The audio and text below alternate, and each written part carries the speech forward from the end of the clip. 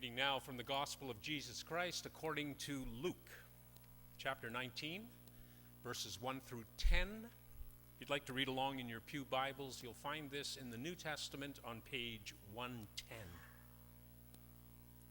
This is the story of Jesus and Zacchaeus.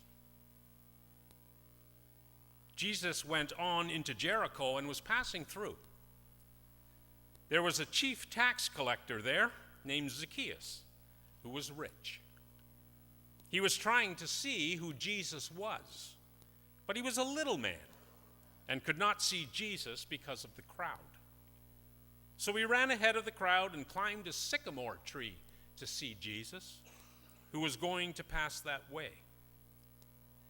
When Jesus came to that place, he looked up and said to Zacchaeus, "Hurry down, Zacchaeus, because I must stay in your house today." Zacchaeus hurried down and welcomed him with great joy.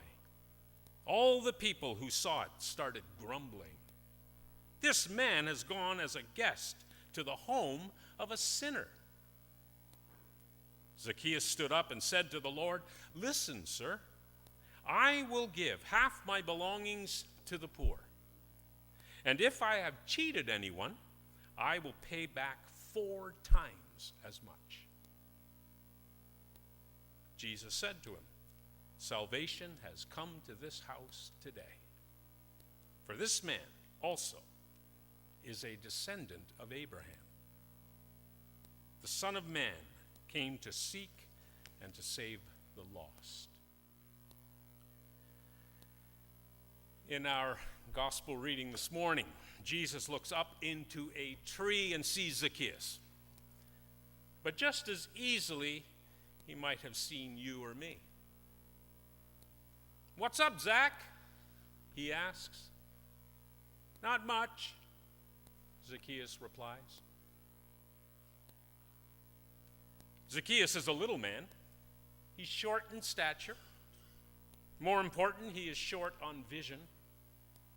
As rich as he is, as shrewd and as wise, gifted and skilled as he might be, Zacchaeus has yet to discover what is most important in life. It is a lesson he has not yet learned. Still, he is curious. He wants to find a good vantage point from which to see Jesus and perhaps catch a glimpse of the God-centered or the other-centered way of life that Jesus teaches. And so, Zacchaeus climbs a tall sycamore tree. This well-to-do, impeccably dressed man climbs from branch to branch through dense foliage to gain better sight of the spiritual guru about whom he has heard so much. Today it would be like seeing Donald Trump climbing a light pole on Fifth Avenue, New York, to watch the St. Paddy's Day parade. But don't get me started on Donald Trump. We'll leave that for another day. One would think that this tree is no place for a man like Zacchaeus. In fact, you would think that tree climbing like that is something only a desperate sort of person would do. Someone who knows deep inside that he has gained the whole world, but has forfeited his soul. Someone who has deep in his heart a yearning and a hunger that all the shekels in the world cannot satisfy. But I don't think Zacchaeus climbs the tree that day looking for a change in his lifestyle or his outlook or his fiscal practices. I don't think he sets out from his house that morning hoping to have a 180-degree turnaround. He's just curious. That's all. He wants to see what all the hoopla is all about. Or maybe his curiosity is an outward sign of an inward emptiness and restlessness that he feels within. On the surface of his life, Zacchaeus has it all. He probably even tells himself that he has it all. He's known for strutting around town, giving off vibes of a man who has it all. Zacchaeus is not one to appear shaky or uncertain. There's a steely glint to his eye, a certain set to his jaw, a certain jutting forward of his chin that speaks of a man who has it all together, who knows what he wants, knows how to get it, and who has, as a matter of fact, mostly acquired what he wants already. Now, some of us, let's be honest, may admire Zacchaeus for what he has achieved. Some of us may think that he deserves all that he has, no matter what he had to do to get it. Yet, not surprisingly, some of us right now may be sitting in judgment of Zacchaeus. We condemn the tax collector for a life lived at the expense of others. Perched high on our own branches, trying to catch our own vision of a better, more God-centered way of life, we find ourselves thanking God that we're not like him.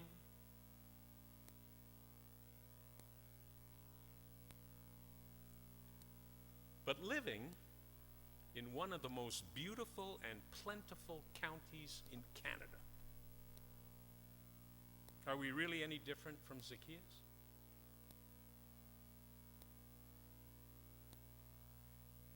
Did you know that if you have food in your refrigerator, clothes on your back, a roof over your head, and a place to sleep, then you're richer than 75% of the world?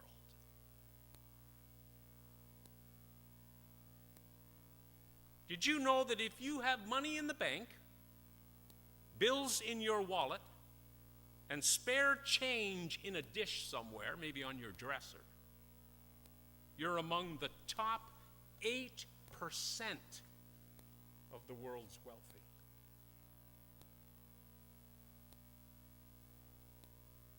And so, compared to Zacchaeus, again I ask, are we really any different?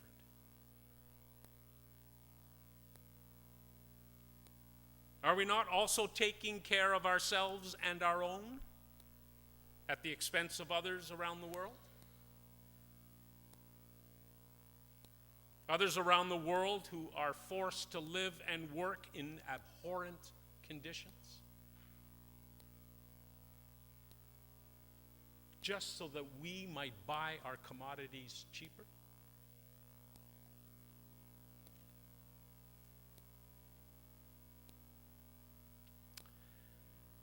And so how should we relate to this little tree climber? Should we praise Zacchaeus as an accomplished entrepreneur, capable of providing for his own? Is that what you want to do? Or do we condemn the man for his lavish, shallow lifestyle earned at the expense of others? Where do you want to go with this? People are always asking ministers to preach biblically and relate the story to our current lives. Ooh, it hurts though, doesn't it? It's a tough decision, isn't it? It's a tough decision. But just as I said last week, maybe our choice ought not to be between two extremes. I'm a big believer in that. It's not so black and white. It rarely is. maybe there's a third alternative. Maybe we ought to view Zacchaeus in his entirety, in his complexity, through the lens of a process of being transformed.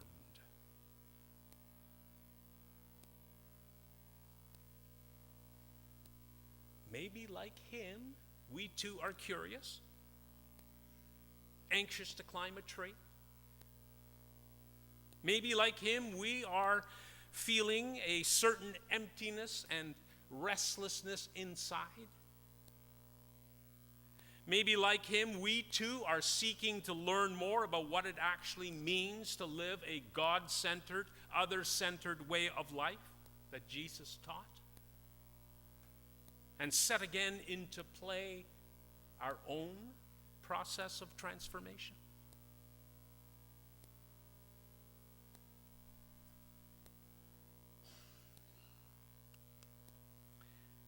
It's hot now. The sun is high in the Jericho sky. The huge crowd gathered around Jesus seems to propel him forward, regardless of where he might want to go. Suddenly, though, despite the surging crowd, Jesus manages to stop. A full stop. He spies Zacchaeus high in the sycamore tree. And all of a sudden, something happens in the meeting of their eyes. Something happens the moment Jesus casts his gaze upon Zacchaeus straddling the tree branch. And Zacchaeus can feel it. He can feel the teacher knocking at the door of his hardened heart. Opposite poles are meeting. Something deep inside Zacchaeus is just about to change. The hard clay shell that he's built around his heart is starting to crack. His need to rejoin his community, to find forgiveness, to stop the rejection that he suffered from being a tax collector and a Roman collaborator. It's all coming sharply into focus now.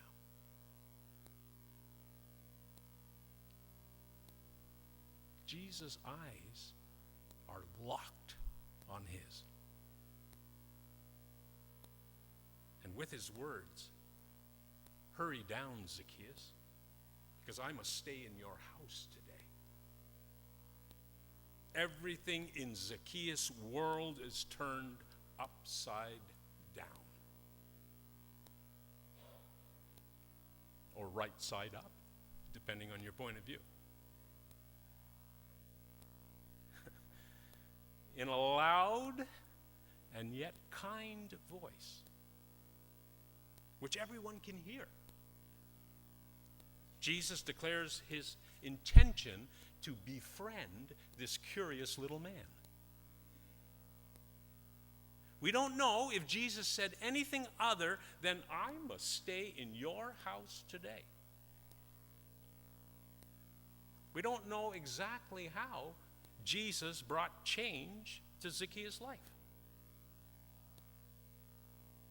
What happens between a man and his God often lies outside our sphere of understanding. But what we do know from the story is that Zacchaeus comes down from the tree a changed man. No longer curious, Zacchaeus commits wholeheartedly to sharing his wealth with the poor and to paying restitution to all the people he has wronged.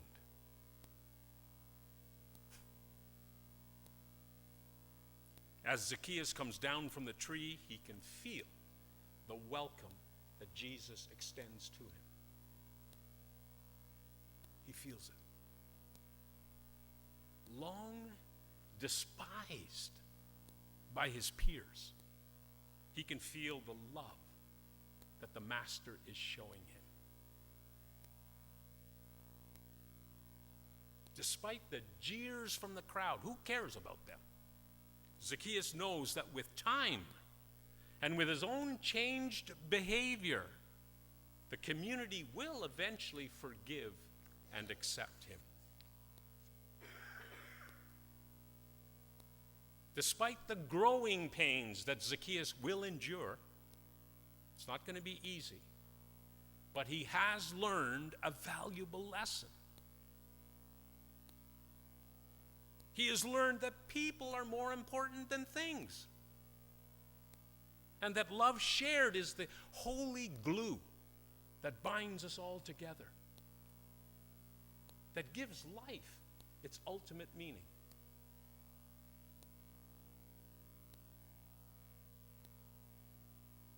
And Zacchaeus comes down from the tree,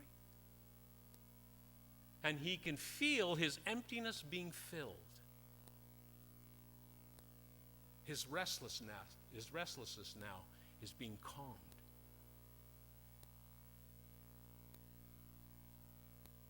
And I think his wisdom is being grown.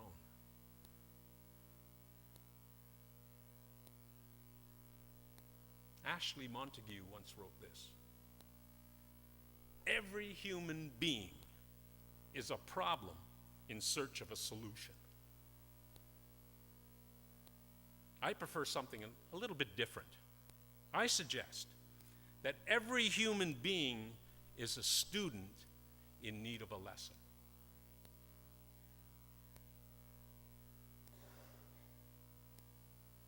The mechanics of life, how things all come together in the cosmos, they were all established by God at the beginning of time. I'm going to leave it there. And for reasons known only to God, we are students, I think, of life in that cosmos. Perched high in our trees, anxious to learn more about how to live God-centered lives, we search for answers, really, that God has already placed on our hearts.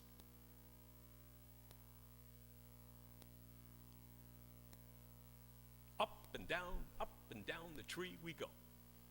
Anxious to learn, some of us.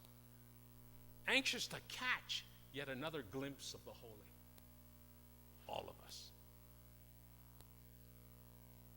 Knock, knock, knock. Hey, we hear at the door of our heart. The Master once again inviting us into the holy.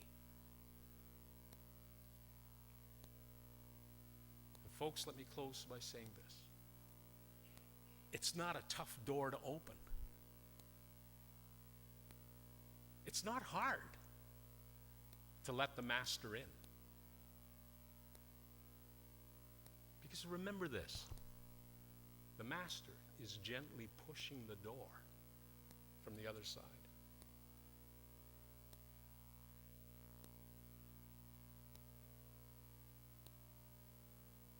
People said. Number 661, folks. Come to my heart. 661.